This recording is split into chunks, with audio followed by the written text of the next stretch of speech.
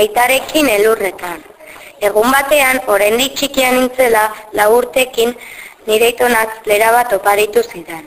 Asko gustatu zitzaidan, eta horregatik, asteburu batean jakara elurretan ibiltzera joan nintzen nire arreba eta gurasoekin.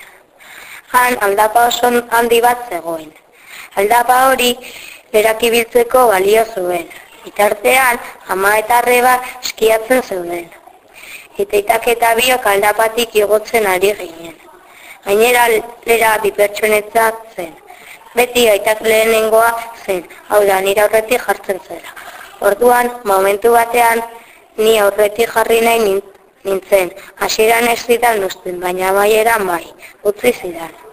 Oso altu igo ginen, eta oso azkar, etxi ginen. Baina niri ahaztu zitzaidan frenoari ematea eta oso azkar geldoa zen.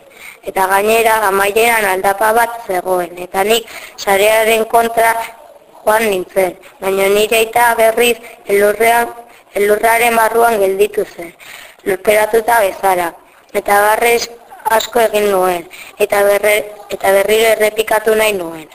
Baina berena zen, aita ezin zela atera elurretik eta oihuka hasi zen laguntza eskatzen. Azkenean amak lagundu zion altxatzen eta biok bustita joan ginen etxera. Eta katarro handia hartu zuen, baina nik berrik ez nuen ezer egin.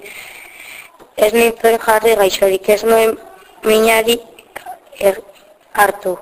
Baina hurrengo egunean hasibetak geneuzkan. Aitak bere lagunei eta jende askori kontatu zion. Ni berriz etxean lotan gelditu nintzen. Baina 2 egunak pasatu ondoren nire aita gaixori jarri zen, mukiekin, katarroarekin eta horrela.